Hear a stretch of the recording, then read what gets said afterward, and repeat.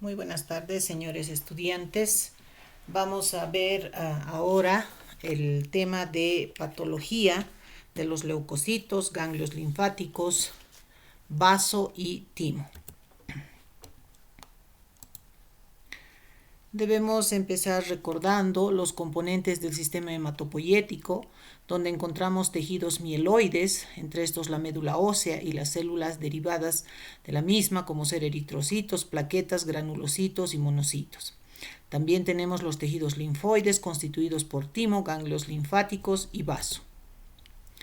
Este esquema nos muestra el proceso de hematopoiesis de la célula madre sanguínea con diferenciación a la célula madre mieloide y a la célula madre linfoide. De la célula madre linfoide sabemos que se origina el linfoblasto y una vez que el linfoblasto madura se identifica en linfocito B, linfocito T y también en linfocito citolítico natural o célula natural killer. De la célula madre mieloide nosotros tenemos el mieloblasto, que a su vez se transforma en granulocitos, y dentro de los granulocitos tenemos el neutrófilo, eosinófilo y basófilo. También tenemos de la célula madre mieloide los glóbulos rojos como tal y las plaquetas. Este en realidad es un esquema que hace recuerdo a la histología. Empezamos analizando el trastorno de los leucocitos. Y como hemos hecho referencia, los leucocitos son granulocitos y agranulocitos, precisamente por sus características celulares estructurales. Dentro de los granulocitos tenemos neutrófilos, eosinófilos y basófilos. Los neutrófilos reciben también el nombre de polimorfonucleares precisamente por la disposición tan diferente que tiene su núcleo. De ahí viene ese nombre, ¿no? Eosinófilos y basófilos en relación a su apetencia tintorial. Dentro de los agranulocitos tenemos a los monocitos y los linfocitos. Acá también debemos recordar que la presencia de neutrófilos, por ejemplo, hace referencia a procesos inflamatorios agudos y la presencia de linfocitos y monocitos a procesos inflamatorios crónicos, ¿no? Cada uno de estos elementos celulares tiene obviamente una diferente presentación porcentual en sangre. Los neutrófilos aproximadamente un 70%, eosinófilos hasta 2% y basófilos hasta un 1%. Monocitos de 0,5 a 1% y linfocitos hasta 20%, ¿no? Esa relación porcentual la encontramos también en histología y es la base para uno identificar la alteración que pueda existir desde un simple hemograma o examen de sangre. Cuando hablamos de los leucocitos tenemos dos trastornos, aquellos que implican disminución de los mismos, para lo cual se aplica el término de leucopenias, o aquellos que implican aumento de la relación porcentual. ¿Qué significa leucopenia? El término en realidad es una deficiencia genérica de los leucocitos, ¿no? Pero dentro de esto podemos diferenciar. Si solamente implica linfocitos será linfopenia, solo neutrófilos, neutropenia o agranulocitosis total, ¿no? Dentro de los trastornos proliferativos, como hemos dicho, el aumento porcentual de los leucocitos tiene a su vez dos causales. Las causas reactivas asociadas a infecciones o procesos inflamatorios y también las causas neoplásicas clínicamente que son las más importantes. ¿Qué es la leucopenia como tal? Ya sabemos que es la disminución de la relación porcentual de los leucocitos de manera general. Las causas son infecciones avanzadas, sobre todo inmunosupresoras asociadas al VIH, tratamiento con corticoides y otros trastornos autoinmunitarios y a su vez la malnutrición, ¿no? Entonces debemos recordar leucopenia, término genérico que hace referencia a disminución global de los leucocitos como tal. En el caso específico de la neutropenia, este hace referencia a disminución del número de neutrófilos asociado a granulopoiesis ineficaz y aumento de la destrucción o confinamiento de los mismos. La agranulocitosis se asocia a toxicidad medicamentosa, por ejemplo, en el tratamiento para el cáncer, reacción idiosincrática o idiosincrasia a algunos fármacos.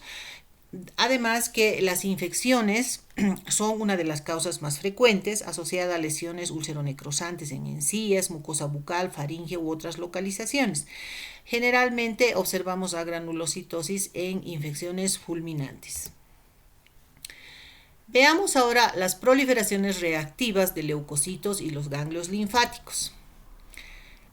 Cuando el número porcentual aumenta de los leucocitos, aplicamos el término de leucocitosis. Igual de manera genérica, todos los glóbulos blancos se encuentran aumentados. Dentro de las causales que tenemos es aumento en la producción de la médula en relación a infecciones o inflamaciones crónicas, aumento de la liberación desde las reservas medulares en casos de endotoxemia, infección e hipoxia, descenso de la migración, como se observa en el ejercicio y el efecto de las catecolaminas, y descenso de la extravasación hacia los tejidos cuando se aplica tratamiento con corticoides. ¿Cuáles son las causas de leucocitosis? El libro hace referencia específicamente a una leucocitosis neutrofílica, o sea, aumento específico de neutrófilos en infecciones bacterianas agudas, como hemos hecho referencia. A una leucocitosis eosinofílica, a expensas de los eosinófilos, trastornos alérgicos como fiebre, asma, algunas enfermedades cutáneas, pénfigo o procesos parasitarios también, ¿no? Puede existir también algunos procesos malignos, que aquí podemos mencionar como el linfoma de Hodgkin u otros linfomas. Leucocitosis a expensas de los basófilos, o sea, basofilia, generalmente es un trastorno raro, pero esto cuando los basófilos incrementan su relación porcentual, ya está indicando que estamos frente a una enfermedad mieloproliferativa, como ser la leucemia mieloide crónica. Cuando los monocitos incrementan su número, esto se asocia a infecciones crónicas, la más conocida, la tuberculosis. Y también los linfocitos, cuando estos aumentan, generalmente linfocitosis y monocitosis generalmente van juntas e igual se observan en procesos inflamatorios crónicos. Hacemos nuevamente referencia a la tuberculosis o a otras infecciones víricas como hepatitis A, citomegalovirus o virus de Epstein-Barr, que es lo más común que observamos en nuestro medio. Cuando debemos hablar de los ganglios linfáticos, también debemos recordar la presentación esquemática, o sea, histológica de un ganglio linfático. Sabemos que los ganglios linfáticos son estructuras linfoides permanentes encapsuladas, por lo tanto, lo primero que vamos a encontrar es una cápsula. Los ganglios linfáticos tienen como función drenar la linfa, ¿no? Por lo tanto, tenemos dos arteriolas aferentes y dos arteriolas eferentes. Por debajo de la cápsula está el espacio subcapsular y por debajo del espacio subcapsular ya tenemos la presencia de los folículos linfoides. También histológicamente debemos recordar que los folículos linfoides presentan en la parte central el llamado centro germinal. Histológicamente, recordando, los centros germinales están constituidos específicamente de linfocitos B y luego el resto del folículo linfoide está constituido por linfocitos T. También debemos recordar que histológicamente por fuera del folículo linfoide tenemos la zona marginal, luego viene la zona de manto, y recién viene el centro germinal, ¿no? O sea, no olvidemos, zona marginal, la zona de manto y recién el centro germinal. ¿Por qué hacemos o por qué especificamos de esta manera este recuerdo histológico? Porque vamos a ver que existen procesos linfoproliferativos neoplásicos que afectan específicamente la zona marginal, la zona de manto o comprometen todo el folículo linfoide, ¿no? Entonces, este es el esquema de un ganglio linfático. Cuando los ganglios linfáticos se inflaman, se denomina o se usa el término de linfadenitis, ¿no? Y ya sabemos que son estructuras encapsuladas, etcétera, ¿no? Podemos observar acá la cápsula y qué es lo que llama la atención. Este es un folículo linfoide, pero lo que más llama la atención es un gran centro germinal, ¿no? Las linfadenitis agudas, como son procesos inflamatorios, Generalmente se presentan en la región cervical y se asocian a un drenaje microbiano de infecciones de cavidad oral o de las amígdalas. Cuando observamos linfadenitis en regiones axilares o inguinales, se asocia principalmente a infecciones en las extremidades. Las linfadenitis agudas también se observan en ganglios linfáticos mesentéricos que drenan en el segmento anatómico, por ejemplo, en una apendicitis aguda. La linfadenitis aguda, a su vez, puede ser específica o inespecífica. Generalmente es inespecífica. Y como les decía, nosotros observamos a nivel microscópico aumento de los centros germinales, como están pudiendo ver, histiocitosis, o sea, presencia de macrófagos cargados de agentes microbiológicos, como ser restos virales o bacterias, y los sinusoides con abundantes polimorfonucleares. Entonces, estas son las características histológicas de una linfadenitis aguda inespecífica. Como es un proceso inflamatorio, vamos a tener una linfadenitis crónica que puede ser específica o inespecífica. Las más comunes son las inespecíficas, aunque en nuestro medio tenemos linfadenitis crónicas específicas asociadas sobre todo a la tuberculosis. En la linfadenitis crónica inespecífica encontramos también patrones citológicos, lo mismo una hiperplasia folicular, una hiperplasia linfoide paracortical y una histiocitosis sinusal. A diferencia de la aguda, teníamos en los sinusoides neutrófilos y acá tenemos más macrófagos, ¿no? Entonces eso nos orienta histológicamente a una linfadenitis crónica, en este caso inespecífica. Si fuera específica, tendríamos que encontrar, como tenemos en nuestras imágenes microscópicas de la guía digital de prácticas, tendríamos que encontrar granulomas infecciosos con células gigantes multinucleadas, etc. En ese caso se llama linfadenitis crónica específica asociada a proceso tuberculoso, ¿no? Sin embargo, esta es la imagen de una variante inespecífica. También debemos mencionar a la linfohistiocitosis hemofagocítica.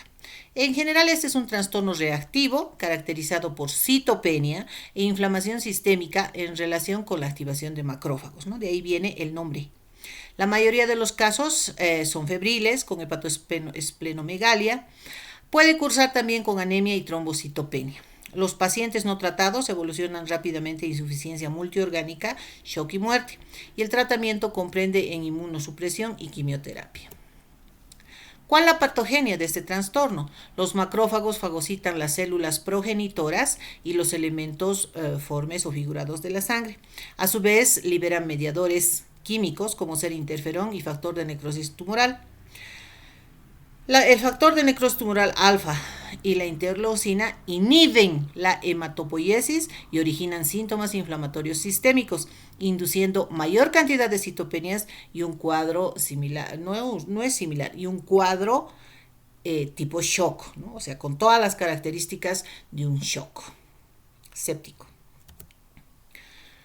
Proliferaciones neoplásicas de los leucocitos. Las proliferaciones neoplásicas, como su nombre indica, se dividen en tres grandes grupos.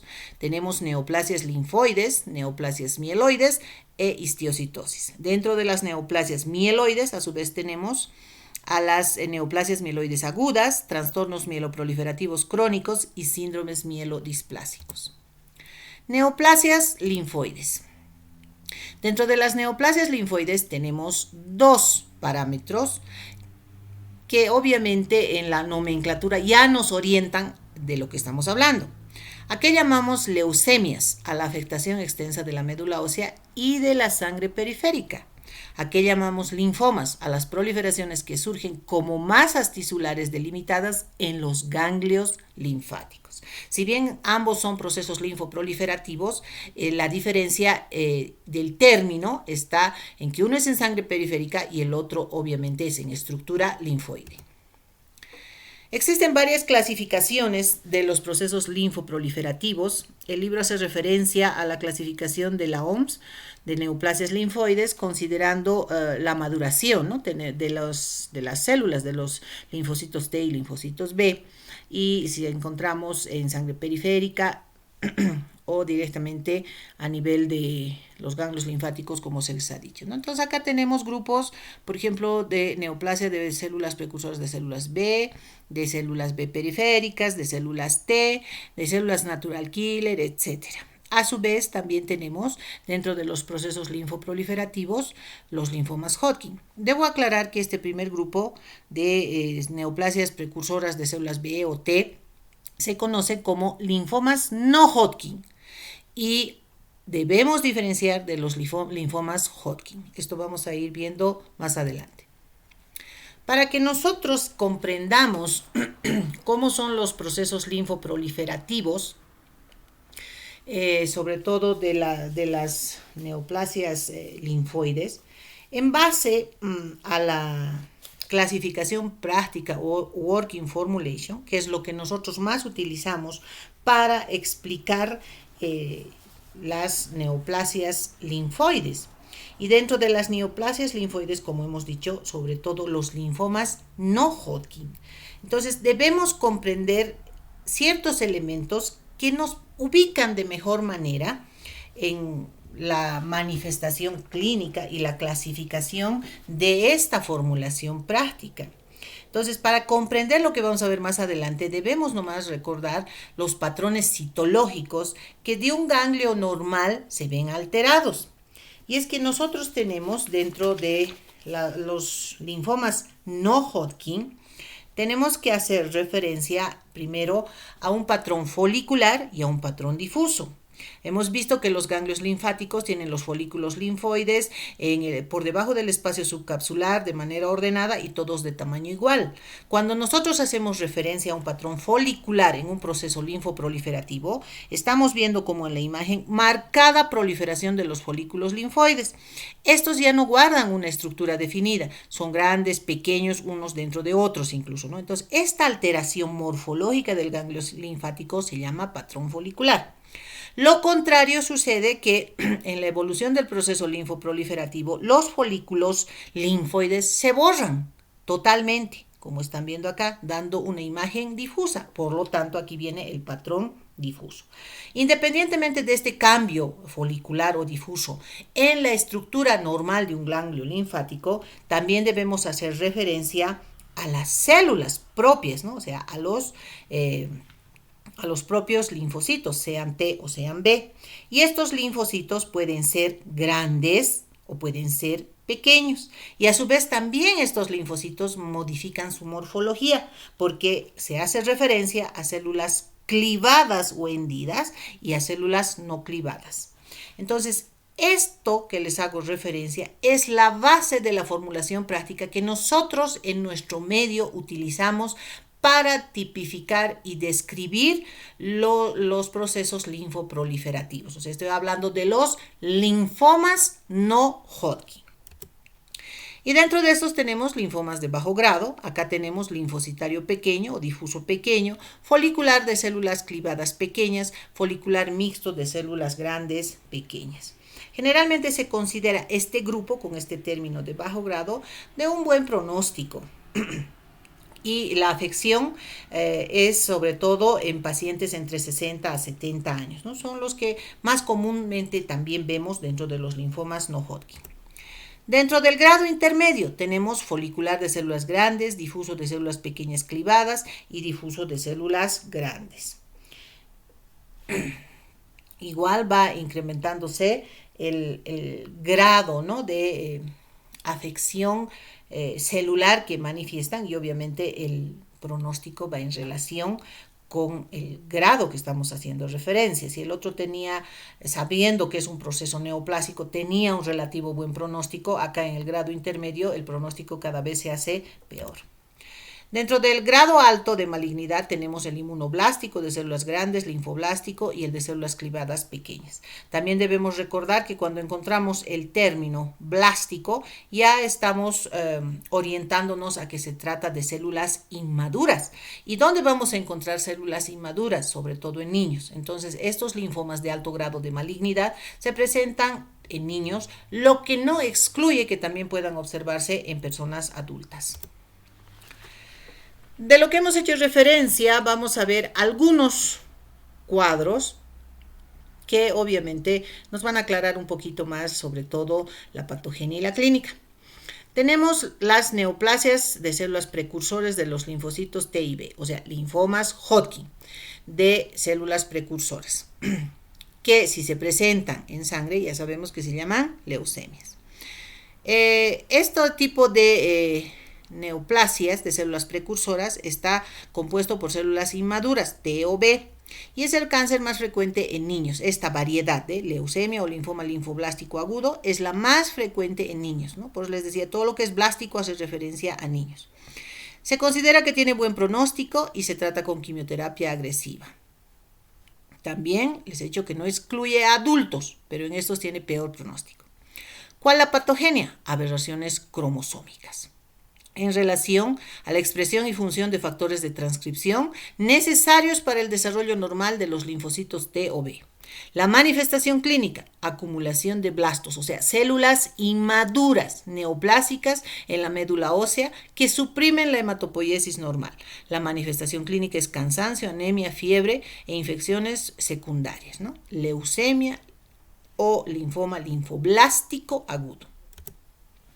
Dentro de la morfología, al principio la médula es hipercelular, como podemos ver, y está lleno de linfoblastos, que posteriormente serán reemplazados en algún porcentaje por elementos medulares normales. Las células tumorales tienen citoplasma basófilo, basófilo escaso, los núcleos obviamente son discarióticos, con cromatina finamente granulada. Y da una imagen, como estamos viendo, en cielo estrellado, ¿no? Son estos macrófagos son aquellos que rescatan sobre todo a las que destruyen a las células apoptósicas. Se debe distinguir de la leucemia mieloide aguda, que cursa con signos y síntomas similares. Los linfoblastos tienen cromatina más condensada, núcleos menos llamativos y cantidad menor de citoplasma y carecen de gránulos, pero el diagnóstico definitivo se establece con inmunohistoquímica. Segundo grupo, neoplasias de los linfocitos B periféricos. Y acá tenemos como ejemplo leucemia linfocítica crónica y o linfoma linfocítico pequeño. Son indistinguibles desde el punto de vista morfológico y fenotípico. Difieren solo en el grado de linfocitosis en sangre periférica. Su crecimiento está limitado principalmente a los centros de proliferación o a los centros germinales.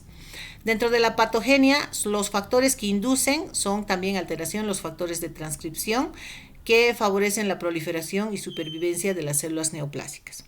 En la clínica, al principio son asintomáticos o con cuadros inespecíficos, como ser fatiga, pérdida de peso y anorexia. Las linfadenopatías generalizadas y esplenomegalias se observan en la evolución de la enfermedad en el 50 y 60%.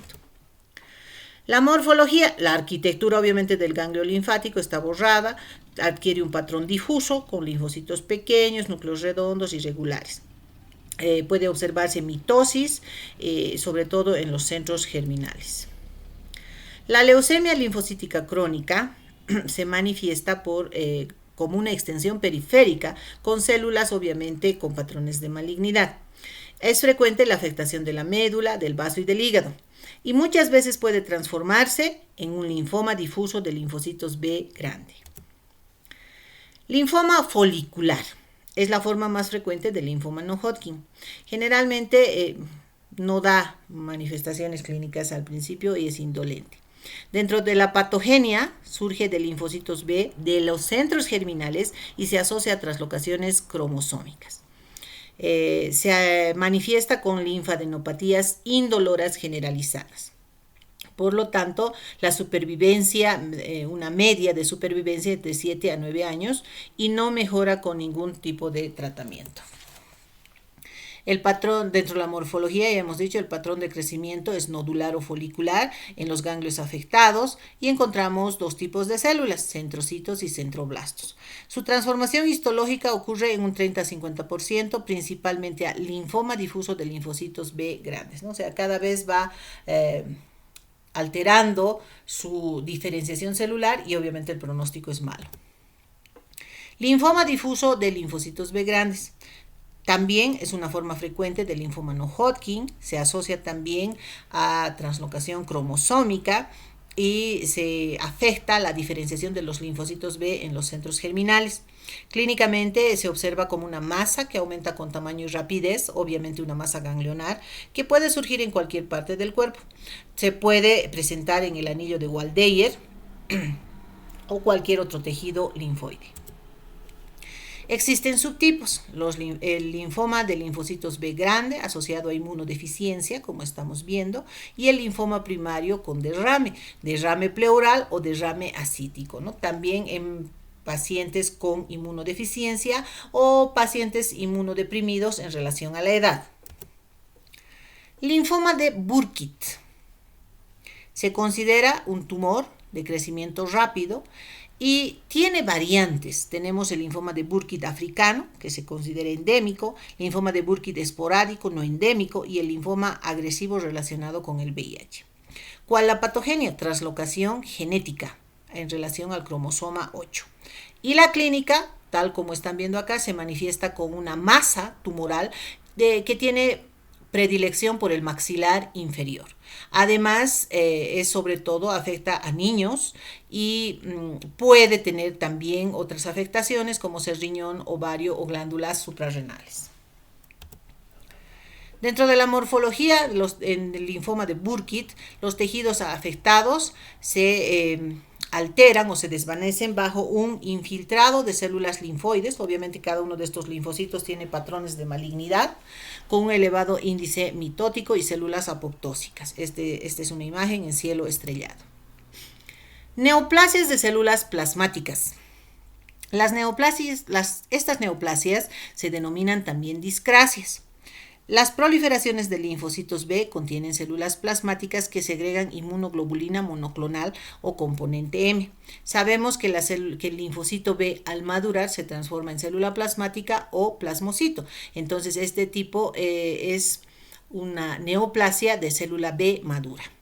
Hay formas de presentación de las células plasmáticas. Tenemos el mieloma múltiple, el mieloma solitario y el mieloma quiescente. O sea, el término que se utiliza para hablar de una neoplasia de células plasmáticas es mieloma.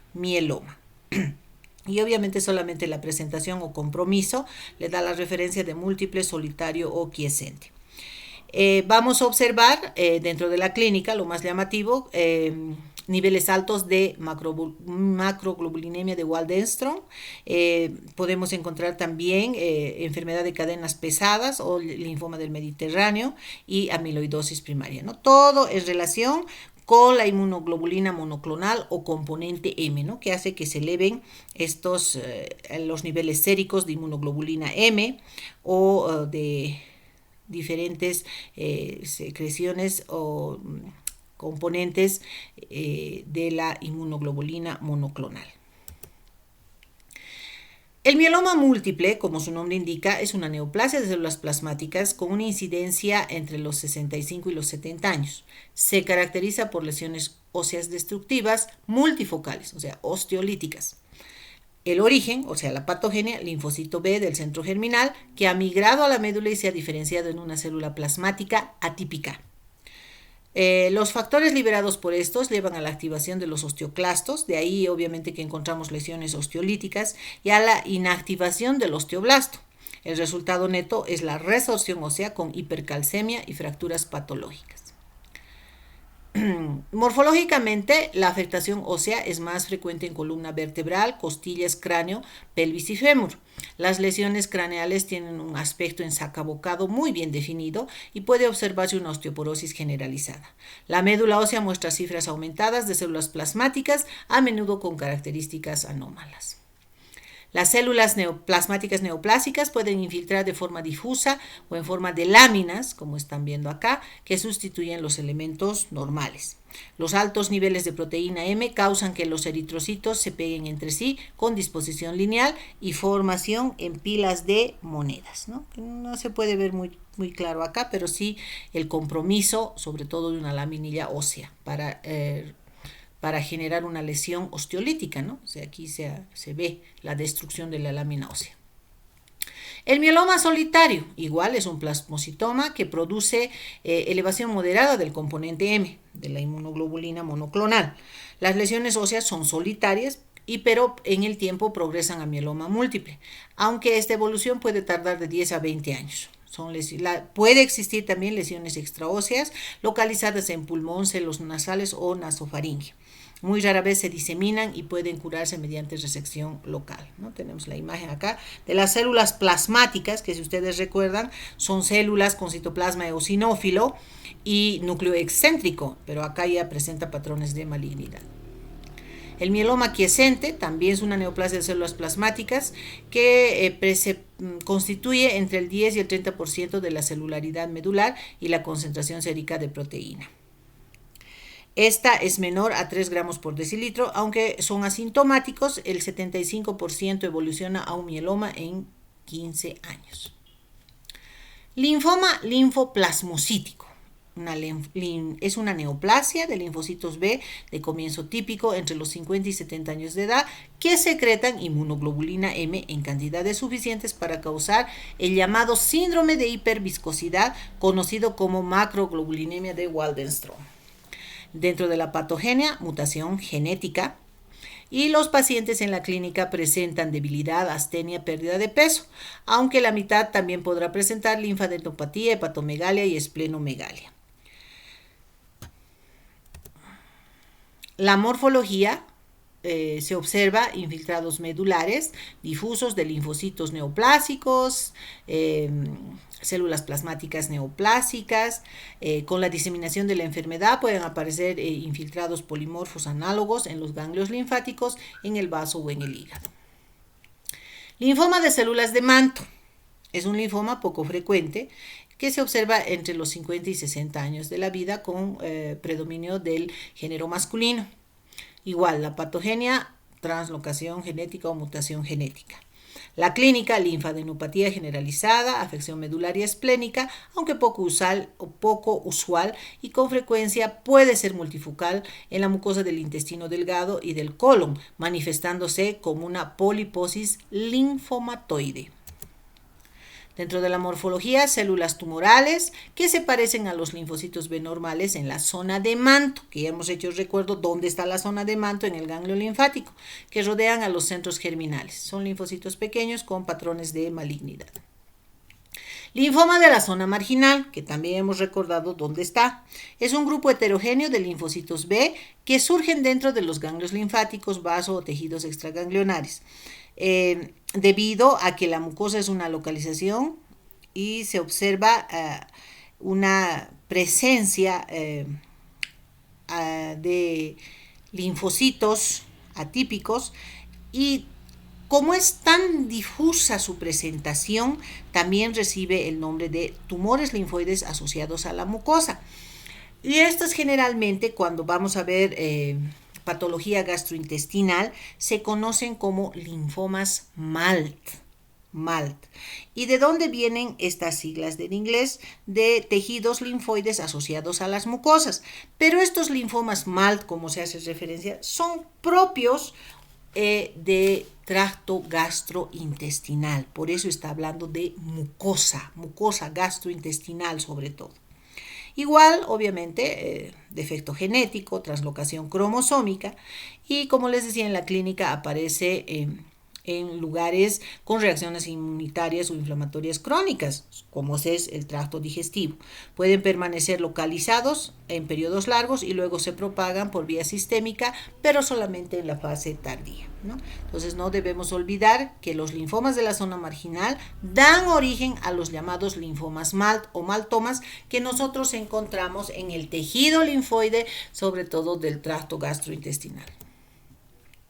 Tricoleucemia. El nombre ya llama la atención. Trico es pelo, ¿no es cierto? Bueno, es una neoplasia de linfocitos B rara, predominantemente en varones blancos de mediana edad. Dentro de la patogenia, mutación genética, y se manifiesta en la clínica con esplenomegalia, pancitopenia, se asocia a algunas infecciones micobacterianas atípicas, y se trata de una enfermedad indolente con buen pronóstico. Morfológicamente, ¿qué vamos a observar y por qué lleva su nombre? Porque los leucocitos los linfocitos presentan delicadas proyecciones citoplásmicas que asemejan pelos en las células tumorales, de ahí viene su nombre. Pero estas células tumorales, como se encuentran en la matriz extracelular, solo se visualizan en biopsias medulares.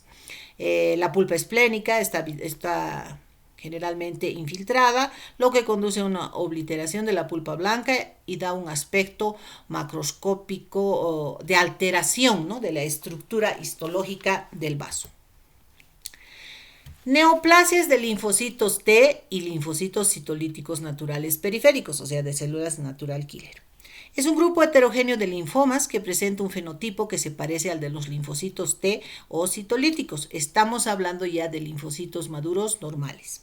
Los tumores de linfocitos T periféricos suponen del 5 al 10% de los linfomas no Hodgkin, mientras que los linfocitos citolíticos naturales son aún más raros. Ambos tipos son frecuentes sobre todo en Asia. El linfoma de linfocitos T periféricos, sin especificar o inespecífico, como ustedes están viendo, pertenece a una categoría llamada cajón desastre. Son tumores que no se ajustan a ninguna clasificación de la OPS o a la que hemos hecho referencia de la Working Formulation. Son células tumorales que borran de forma difusa, o sea, alteran de forma difusa la estructura de los ganglios linfáticos, constituidos sobre todo por linfocitos T malignos, con patrones de malignidad. Se observan infiltrados frecuentes junto a células reactivas con intensa angiogenia. La mayoría de los pacientes tiene linfadenopatía generalizada, muchas veces cursa con eosinofilia, prurito, fiebre y pérdida de peso. El pronóstico es peor que el de las neoplasias de linfocitos B maduros con comportamiento agresivo análogo. Linfoma anaplásico de células grandes. Desde el momento también que utilizamos el término anaplásico, obviamente ya nos orienta al que el pronóstico es pésimo, ¿no? Este linfoma se asocia a trastorno cromosómico, mutación genética. Las células tumorales presentan patrones de malignidad y son sumamente grandes, de ahí viene el nombre, y estos tumores aparecen sobre todo en niños y adultos jóvenes. Se afecta a muchas veces partes blandas, tienen un pronóstico relativamente bueno, porque en el tiempo, en el curso de la enfermedad, cada vez se hacen más agresivos y el pronóstico es malo. En adultos mayores aparecen habitualmente como tumores de aspecto similar que carecen de un reordenamiento genético, y acá sí ya en la evolución de la enfermedad tenemos mal pronóstico, similar al del linfoma T periférico sin especificar. Leucemia o linfoma de linfocitos T del adulto. Podemos observar, aparecen en pacientes infectados con la leucemia humana de linfocitos T tipo 1, que es esta abreviación, leucemia humana de linfocitos T tipo 1. Y esto se manifiesta o se caracteriza por el crecimiento y la supervivencia prolongada del linfocito atípico. Las características obviamente son patrones de malignidad, pero llama la atención que el núcleo es multilobulado, que hace una imagen en hojas de trébol. Dentro de los hallazgos clínicos, fíjense aquí este núcleo así en forma de trébol, ¿no? Dentro de los hallazgos clínicos está afectación cutánea, linfadenopatía generalizada y hepatoesplenomegalia. La linfocitosis en sangre periférica y la hipercalcemia también acompañan a este cuadro. Es una enfermedad rápidamente mortal y la muerte a menudo llega antes de un año a pesar de una quimioterapia. Otro cuadro bastante conocido dentro de los linfomas de linfocitos T son la micosis fungoide y el síndrome de Sézary. Debemos aclarar que estos dos son linfomas de linfocitos T maduros, sobre todo de afección cutánea, lo que no tampoco excluye que puedan afectarse otros órganos, ¿no? Entonces, la micosis fungoide y el síndrome de Sézary son manifestaciones de un mismo tumor de linfocitos T CD4. La micosis fungoide progresa desde una fase premicótica inflamatoria a una fase tumoral. El término podría confundir, ¿no es cierto?, pero es directamente un linfoma cutáneo. Histológicamente podemos observar, como dice acá en la epidermis, podemos observar las células con los linfocitos atípicos y el núcleo de aspecto cerebriforme, ¿no? Puede, como hemos dicho, tener una afección extracutánea, aunque con compromiso de los ganglios linfáticos sobre todo.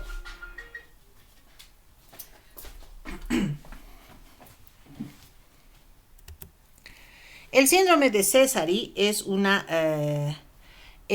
variante donde la afectación cutánea se manifiesta como una eritrodermia exfoliativa, generalizada con una leucemia de las mismas células de Sézary, o sea, con los patrones de malignidad. Estos tumores son habitualmente indolentes con mediana supervivencia de 8 a 9 años. O sea, las lesiones cutáneas van así, ¿no? En placas, en nódulos, pero ya desde la manifestación clínica orienta a un proceso neoplásico. Leucemia linfocítica de gránulos grandes.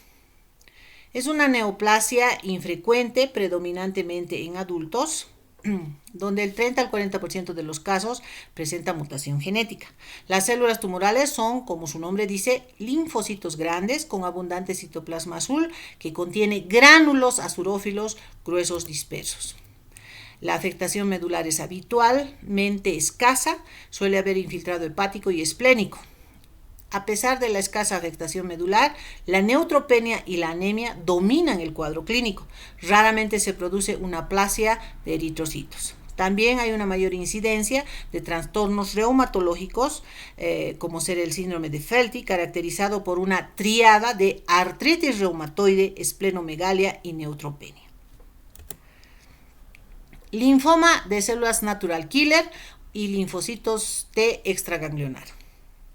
Se presenta con mayor frecuencia como una masa nasofaringea destructiva de localización menos frecuente en la piel o los testículos. Las células tumorales infiltran los vasos pequeños, lo que conduce a una necrosis isquémica extensa.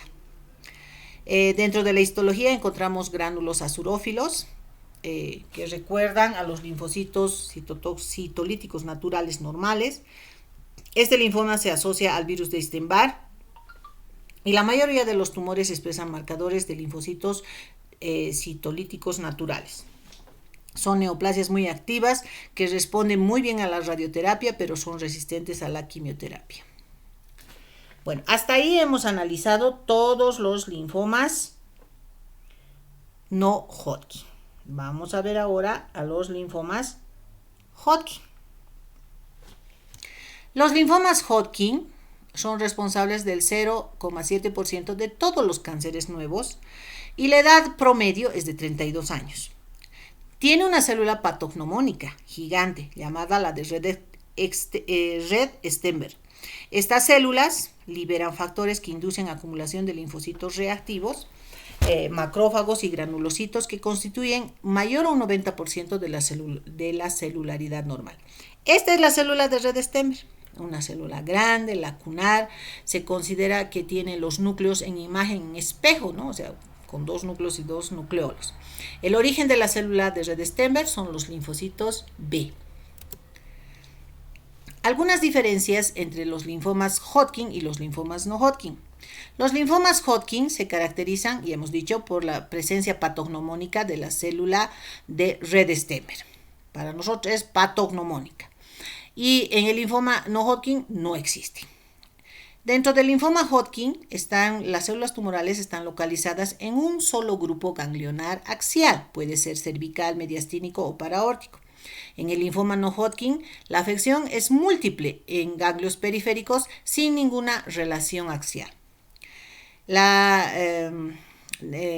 Existe una diseminación ordenada por contigüidad y acá se disemina de manera anárquica. Se afectan ganglios mesentéricos y anillo de Waldeyer muy rara vez. En cambio, en el linfoma no Hodgkin es bastante frecuente afección del anillo de Waldeyer y ganglios mesentéricos. En el linfoma Hodgkin, la presentación extraganglionar es infrecuente, a diferencia del linfoma no Hodgkin, que es habitual. El linfoma Hodgkin posee mejor pronóstico en relación al linfoma no Hodgkin. Los linfomas Hodgkin no producen leucemias, a diferencia de los Hodgkin. Y según el grado de compromiso y de afección, obviamente los linfomas Hodgkin están dentro de un grupo 5 y los linfomas no Hodgkin dentro del grupo 1 al 4. ¿Cuál es la patogenia? Igual, alteración del factor de transcripción de los estimulantes de colonias celulares, que es un acontecimiento que se observa en el linfoma Hodgkin clásico, ya sea por infección de virus de Epstein-Barr u otros mecanismos que inducen a la mutación de la célula linfoide. Esto promueve la supervivencia y proliferación del linfocito más allá del tiempo de vida determinado, ¿no? Y además que la célula empieza a adoptar los patrones de malignidad y tenemos a la célula de red Stenberg. Aquí está la célula de red Stenberg nuevamente, una célula gigante lacunar con una imagen en espejo del núcleo y del nucleolo. Los diferentes tipos de reacción tisular observados en los subtipos del linfoma Hodgkin se deben en parte a las citocinas y quimiosinas secretadas por las células de red Stenberg y las células reactivas de fondo. Las células de red Stenberg clásicas se diagnostican, ya hemos visto, son grandes, con núcleos multilobulados o múltiples, cada uno con un nucleolo. Puede haber algunas variantes mononucleares, pero igual la célula es grande, por eso se llama célula lacunar también. No siempre puede tener dos núcleos y dos nucleolos. Puede ser grande y puede presentar un solo núcleo, pero con abundante citoplasma. ¿Cuáles son los subtipos del linfoma Hodgkin? Tenemos el de predominio linfocitario, celularidad mixta, depresión linfocitaria y esclerosis nodular. Y obviamente con la relación porcentual en que se presenta. El que mayor porcentaje de presentación tiene es la esclerosis nodular, que dentro de la epidemiología compromete a un 70% de los adolescentes. Las manifestaciones clínicas son compromiso de ganglios cervicales, supraclaviculares y mediastínicos. Dentro de la morfología, la célula de red Stenberg. Y dentro de la histología neta del ganglio linfático y su alteración, la cápsula se halla engrosada, los nódulos están rodeados de fibras de colágeno, por eso se llama esclerosis nodular. Y así es, observamos la descripción de cada uno de los subtipos histológicos del linfoma Hodgkin. Las características clínicas genéricas. La presencia de síntomas puede ocurrir en un 20 o 40 de los casos, puede presentar prurito, trastornos de la inmunidad que pueden acompañar a la enfermedad, y la forma de presentación más frecuente es la adenomegalia no dolorosa, de consistencia gomosa y habitualmente crecimiento lento a nivel laterocervical o supraclavicular. Los supervivientes del linfoma de Hodgkin tratados con quimioterapia y radioterapia tienen mayor riesgo de sufrir un segundo cáncer hematológico. A veces el remedio es peor que la enfermedad. Las complicaciones no neoplásicas de la radioterapia son fibrosis pulmonar y aterosclerosis acelerada. Neoplasias mieloides. Tienen origen en la célula progenitora hematopoyética, afectan la médula, con menor afectación de otros órganos hematopoyéticos secundarios como vaso, hígado y ganglios linfáticos. La presentación clínica se relaciona con una alteración de la hematopoiesis normal. Existen tres categorías generales. Dentro de esas tenemos la leucemia mieloide aguda, el síndrome mielodisplásico y los trastornos mieloproliferativos. La leucemia mieloide aguda es un tumor causado por mutación genética. Por mutación genética, pero adquirida en muchos de los casos, que impide la diferenciación de los progenitores hematopoyéticos, lo que conduce a la acumulación de blastos mieloides e inmaduros. Si bien hacemos referencia a una mutación oncogénica adquirida, existe de igual manera un factor genético determinante que hace que esta célula mute. Existe también la clasificación de los diferentes tipos de leucemia mieloide aguda.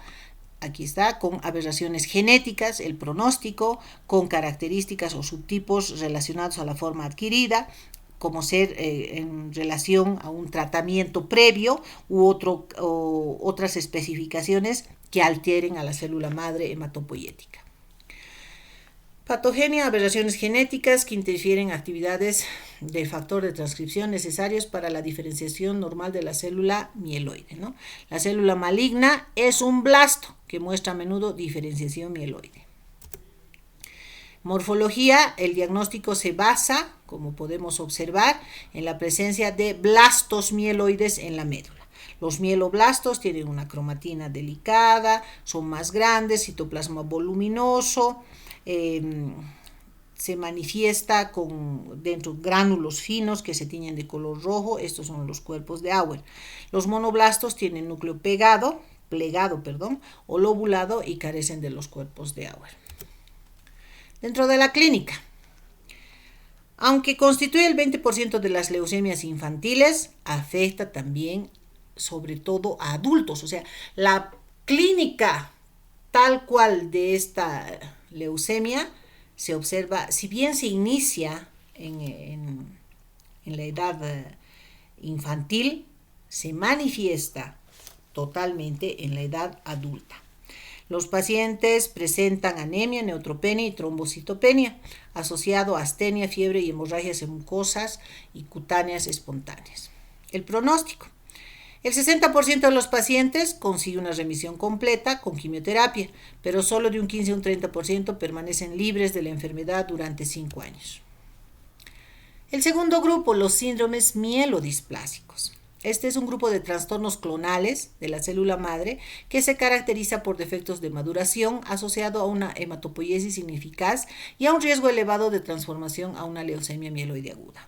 La médula está sustituida en parte o por completo por la presencia de la célula clonal atípica, madre totipotencial, que ha mutado y tiene la capacidad de diferenciarse de una forma ineficaz y desorganizada. La médula habitualmente es hipercelular o normocelular, pero en sangre periférica se observa pancitopenia. Clasificación. Dentro de la clasificación podemos observar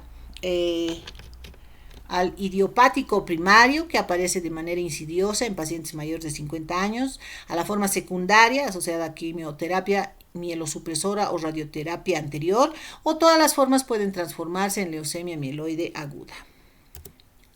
La patogenia, hemos dicho desconocida, sin embargo existen factores epigenéticos que que promueven la mutación genética. La morfología, encontramos una diferenciación alterada en las 3 líneas, eritroide, mieloide y megacariocítica, por lo tanto tenemos sideroblastos anulares, maduración irregular megaloblastoide, similar a la que se observa en déficit de vitamina B12 y alteraciones en la gemación nuclear que producen núcleos de formas alteradas, a menudo con perfiles polipoideos. Los efectos en la línea granulocítica son neutrófilos con granulaciones tóxicas que se observan y se llaman cuerpos de Dold. Las pseudocélulas de Peyerwert, que son neutrófilos con solo 2 lóbulos nucleares, que confunden, pero ya encontramos patrones de malignidad, y los megacariocitos con un solo lóbulo nuclear o múltiples separados, eso se llama megacariocitos Pau-Ball. Dentro de la clínica, el compromiso es, si bien en la Edad Media comienza la manifestación de la enfermedad como tal es a los 70 años. La mitad de los pacientes son asintomáticos. La mediana de supervivencia de 9 a 29 meses, la muerte se relaciona con infecciones y complicaciones hemorrágicas y la progresión a una leucemia mieloide aguda tiene lugar en un 10 a un 40%. Tercer grupo, trastornos mieloproliferativos. Estos se asocian a la presencia de tirosina sinasa mutada activada que llevan a la proliferación y supervivencia de progenitores medulares independientes de los factores de crecimiento. Los trastornos se clasifican en función a los criterios clínicos y del laboratorio molecular. Dentro de la clínica tenemos aumento de la actividad proliferativa en la médula, alteración del complejo mayor de histocompatibilidad, transformación variable de la médula, que al final termina con una fibrosis medular y una citopenia periférica, y transformación variable en una leucemia aguda. Dentro de este grupo tenemos a la leucemia mieloide crónica, que es una neoplasia pluripotencial que da lugar a una proliferación preferente de los progenitores granulocíticos. Se distingue de otros trastornos mieloproliferativos por la presencia del gen específico. La patogenia, que más del 90% de la leucemia mieloide crónica existe obviamente mutación genética.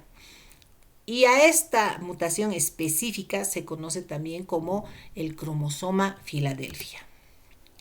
En la morfología médula hipercelular constituida por granulocitos maduros, sangre periférica con leucocitosis, eosinofilia, basofilia y trombocitosis en sangre periférica y hematopoiesis extramedular dentro de la pulpa roja esplénica, lo que produce una esplenomegalia acentuada que a menudo se complica con un infarto focal.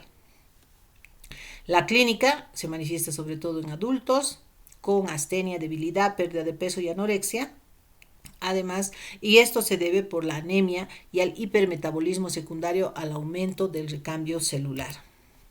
El pronóstico. La leucemia mieloide crónica es curable en un 75% de los pacientes mediante un trasplante de médula ósea halógeno. Y existen otros tratamientos también que se utilizan junto al grupo de los quimioterapéuticos. Otro cuadro, tenemos a la policitemia vera. Y esto se traduce en el aumento de la producción medular de eritrocitos, granulocitos y plaquetas. El incremento absoluto de la masa de eritrocitos es responsable de la mayoría de los síntomas clínicos. La patogenia muestra células progenitoras alteradas con defectos de crecimiento, obviamente por defecto genético.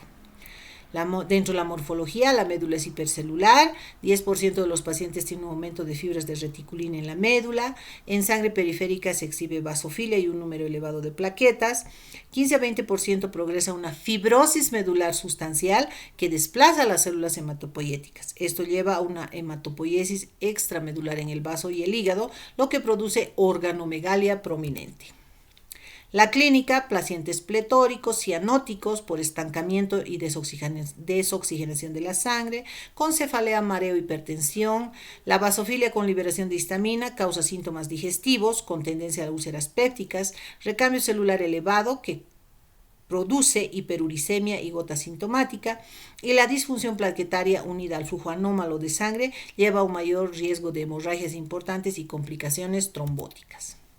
El pronóstico. Sin tratamiento, la muerte por hemorragia o trombosis se produce en meses. Fíjense las manifestaciones clínicas. La flebotomía, se puede utilizar la flebotomía para normalizar al hematocrito, que da lugar a una media de supervivencia de unos 10 años. Trombocitosis esencial, otro trastorno. Es un cuadro mieloproliferativo que surge con células madre multipotenciales, pero el aumento de la proliferación y producción se limita en gran medida a los elementos megacariocitos, ¿no? O sea, los precursores de las plaquetas. Se asocia a mutación genética, la médula tiene una celularidad ligeramente aumentada, pero a expensas de los megacariocitos. La morfología podemos observar los megacariocitos alterados y obviamente la hematopoiesis extramedular neoplásica produce también organomegalia. Dentro de la clínica, las alteraciones cuantitativas y cualitativas en las plaquetas subyacen a las principales manifestaciones clínicas de la trombosis y hemorragia. La eritromegalia, las punzadas y una sensación quemante en manos y pies causadas por oclusión de arteriolas pequeñas en los agregados plaquetarios es un síntoma característico. Mielofibrosis primaria. Su nombre indica, es el desarrollo de la fibrosis medular obliterante que a su vez lleva a una reducción de la hematopoiesis y citopenias con el consecuente desarrollo de una hematopoiesis extramedular extensa, donde el vaso puede llegar a pesar hasta 4.000 gramos, o sea, 4 kilos. La patogenia, mutación genética, desplazamiento de los elementos hematopoyéticos a localización extramedular como vaso, hígado y ganglios linfáticos. La morfología. Al principio la médula es hipercelular y contiene megacariocitos grandes y displásicos agrupados de un modo anómalo. La progresión con la fibrosis difusa desplaza, o sea, destruye, hace desaparecer los elementos hematopoyéticos. Se liberan progenitores eritroides nucleados y granulocitos jóvenes de médula fibrótica, tal como estamos viendo en la imagen, y de los lugares de hematopoiesis extramedular. Su aparición en la circulación se denomina leucoeritroblastosis. Los eritrocitos tienen forma de lágrima. El aumento de los basófilos y las plaquetas también se encuentran a su vez en su relación porcentual aumentado, su tamaño también está aumentado. La anemia normocítica y normocrómica de moderada a grave es una manifestación común. La cifra de leucocitos suele ser normal o estar reducida, pero puede estar muy elevada en algunos casos, o sea, superar más de 80.000 durante la fase medular celular temprana. Con la progresión aparece trombocitopenia grave. La clínica de la mielofibrosis primaria aparece sobre todo en pacientes mayores de 60 años, con esplenomegalia, pérdida de peso, fatiga, sangrado, dolor óseo, sudoración nocturna, dificultad para respirar, prurito y sensación de saciedad abdominal. Pronóstico variable, con una media de supervivencia de 3 a 5 años, y la causa de muerte son infecciones, episodios trombóticos o hemorragias relacionados con alteración de las plaquetas, y también es frecuente la transformación a una leucemia mieloide aguda en un 5 a 20% de los casos. Histiocytosis de células de Langerhans. La histiocytosis es una proliferación de células dendríticas y macrófagos. Existen 3 tipos de presentación: los linfomas histiocytíticos verdaderos, la histiocytosis reactiva benigna y la histiocytosis de células de Langerhans. La más común es la última, donde proliferan las células dendríticas inmaduras, que ya sabemos que son presentadoras de antígenos. Y en la microscopía electrónica se observan estructuras citoplásmicas que se llaman los gránulos de Birbeck, que se parecen a raquetas de tenis y se asocian a la proteína langerina. La histiocytosis de células de Langerhans multifocal o multisistémica se conoce también como enfermedad de Lederer-Schwab. Es un trastorno sistémico maligno que afecta a las células de Langerhans, que infiltran y proliferan la piel, y se manifiesta como erupción seborreica. El vaso, el hígado y el pulmón también se encuentran afectados. Cursa además con anemia y lesiones óseas destructivas. Habitualmente aparece desde los 2 años de edad, rápidamente mortal si no se trata, a través de la quimioterapia. Histiocytosis de células de Langerhans unifocal y multifocal unisistémica. Generalmente esta se conoce como granuloma eosinófilo y afecta sobre todo al esqueleto, donde produce lesiones osteolíticas. Y como hacemos referencia, son células de Langerhans atípicas, ¿no?, mezcladas con linfocitos, plasmocitos, neutrófilos y eosinófilos. Las lesiones pueden ser asintomáticas o dolorosas. Pueden aparecer fracturas patológicas y expandirse a las partes blandas adyacentes. La afectación de la región posterior del hipotálamo causa diabetes insípida en el 50% de los pacientes. Cuando encontramos defectos óseos en la calota, diabetes insípida y exoftalmos, esos 3 parámetros nos conducen a denominar al síndrome de Hand-Schüller-Christian. Las lesiones pueden remitir espontáneamente o curarse mediante extirpación local o radiación. Histiocytosis pulmonar de células de Langerhans es típica en fumadores adultos, se presenta como una hiperplasia reactiva en lugar de una verdadera neoplasia y remite de forma espontánea al abandonar el hábito del tabaco. Bueno, vamos a hablar ahora de vaso. El vaso tiene 4 funciones que obviamente repercuten en los estados patológicos. Una de ellas es la fagocitosis de células sanguíneas y macropartículas, la producción de anticuerpos, la hematopoiesis y el secuestro de elementos sanguíneos formes. La esplenomegalia es una característica frecuente de los trastornos linfohematógenos, aunque el vaso puede aumentar de tamaño en una amplia variedad de entidades no siempre neoplásicas.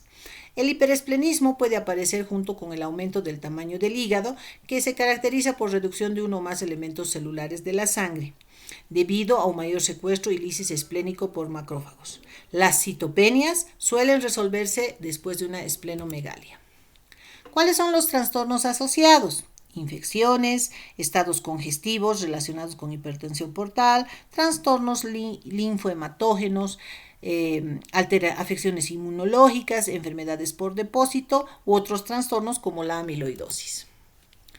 Cuando el vaso se inflama, recibe el nombre de esplenitis.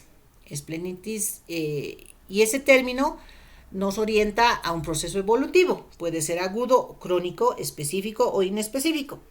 Lo más común son las esplenitis agudas inespecíficas, donde el vaso aumenta de tamaño por cualquier proceso infeccioso. Macroscópicamente, el vaso es color rojo y sumamente blando, y al microscopio hay congestión de la pulpa roja con borramiento de los folículos linfoides y en ocasiones necrosis folicular de la pulpa blanca. Otro cuadro es la esplenomegalia congestiva, que ya hemos visto que se asocia a una alteración o es un trastorno hemodinámico. Y el cuadro se inicia con una congestión pasiva crónica venosa, ¿no? Y a esto se debe que el vaso aumente su tamaño. Una congestión sistémica asociada a insuficiencia cardíaca, una alteración intrahepática del drenaje venoso portal acompañado de cirrosis, obstrucción de la vena portal extrahepática, trombosis espontánea de la vena portal y afección inflamatoria de la vena portal. Macroscópicamente podemos observar hay un aumento del tamaño esplénico desde 1 kilo a 5 kilos y microscópicamente se afecta la pulpa roja y la pulpa blanca. Los infartos esplénicos. Debido al aumento y la reducción del flujo sanguíneo intraesplénico, pueden aparecer zonas de necrosis o infartos, zonas de necrosis de coagulación o infartos. Macroscópicamente los infartos tienen forma de cuña y son subcapsulares. Algunos pueden ser hemorrágicos y rojos dependiendo de la evolución y el tiempo de su presentación. Las neoplasias. La afección neoplásica del vaso es muy rara. Puede observarse en tumores mieloides o linfoides, pero es raro. Los tumores esplénicos benignos son generalmente los fibromas, los condromas o linfangiomas, estos asociados a defectos del desarrollo. Las anomalías congénitas. La falta completa del vaso es totalmente rara y se asocia a otras anomalías congénitas. La hipoplasia es la más frecuente y el vaso accesorio mucho más todavía, hasta 1/3 de los sujetos. En nuestro medio lo que más observamos dentro de la patología del vaso es la ruptura o ruptura del vaso, que generalmente se asocia a un traumatismo cerrado fuerte, sin ningún antecedente de lesión física, ¿no? Y sobre un vaso que tenga una patología, otra patología, por ejemplo, asociada, ¿no? Es peor todavía un traumatismo, ¿no? Inmediatamente el vaso se fragmenta.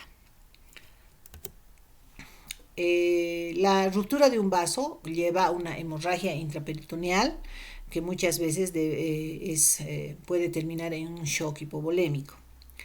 Los vasos con un aumento de tamaño crónico tienden a menudo a presentar una fibrosis capsular reactiva que impide la ruptura. Timo. Al nacer el timo pesa entre 10 y 35 gramos. Su crecimiento continúa hasta la pubertad y posteriormente regresiona. Hay distintos tipos de células que se encuentran en el timo. Tenemos el timo, ya sabemos que presenta una cápsula, una división en lobulillos. Dentro de los lobulillos están los folículos linfoides y dentro de los folículos linfoides tenemos el corpúsculo de Hassall, que está formado por células epiteliales, células escamosas sobre todo, ¿no? Entonces, ese recuerdo de la histología del timo nos orienta también, como vamos a ver más adelante, al origen de los procesos neoplásicos. ¿Qué trastornos encontramos en el timo? La hipoplasia o aplasia tímica. La hipoplasia tímica se conoce como síndrome de DiGeorge. Los quistes tímicos son lesiones infrecuentes, donde obviamente se observa lesiones quísticas revestidas por un epitelio estratificado o cilíndrico. La hiperplasia tímica, su nombre indica, hiperplasia, o sea, aumento del tamaño, ¿no? Es la aparición de folículos linfoides con linfocitos B reactivos dentro del timo. Se observa en estados inflamatorios e inmunitarios crónicos, en particular en la miastenia gravis. Los timomas. El término nos está orientando a procesos neoplásicos, obviamente derivados de las células epiteliales tímicas. Pueden ser de 3 variedades: citológicamente benignos y no invasivos, citológicamente benignos pero invasivos o metastásicos y citológicamente malignos. En este caso recibe el nombre de carcinoma tímico. Dentro de la morfología encontramos masas lobuladas, firmes grisáceas, de 15 a 20 centímetros, que pueden manifestar focos de necrosis quística focal o calcificación. La mayoría presentan cápsula, pero en el 25% de los casos existe una invasión de las estructuras adyacentes. Los benignos suelen estar bien encapsulados. Dentro de la microscopía, los timomas no invasivos tienen, obviamente, las células epiteliales medulares fusiformes o corticales ligeramente grandes y un infiltrado de timocitos escasos. Los timomas invasivos se exhiben con más frecuencia a expensas de células epiteliales de tipo cortical y timocitos más numerosos. En ocasiones las células neoplásicas muestran atipia, lo que presagia un fenotipo más agresivo. Los timomas invasivos atraviesan por definición la cápsula y llegan a estructuras adyacentes. El carcinoma tímico representa el 5% de los timomas. Son masas invasivas y carnosas que con mayor frecuencia histológicamente son carcinomas escamosos, lo que les decía, se originan a expensas de los corpúsculos de Hassall, donde encontramos células epiteliales escamosas, ¿no? Y el resto obviamente son células linfoides, o sea, los timocitos. La segunda variante más frecuente es el carcinoma de tipo linfoepitelioma, que macroscópicamente se parece a los carcinomas nasofaringios. Dentro de la clínica se manifiestan como tumores que se observan en adultos mayores de 40 años. Alrededor del 40% se presentan con síntomas atribuibles a la compresión de estructuras mediastínicas y otro 35 a 45% se presentan con miastenia gravis. Los timomas se asocian a otros síndromes paraneoplásicos, como ser la hipogamaglobulinemia adquirida, aplasia pura de eritrocitos, enfermedad de Graves, anemia perniciosa, dermatomiositis, polimiositis y síndrome de Cushing. En las lesiones mínimamente invasivas, la extirpación completa da lugar a una supervivencia mayor a 5 años en un 20%. La invasión más extensa se asocia a supervivencia a los 5 años menor a un 50%. Espero que les haya servido, jóvenes. Muchas gracias.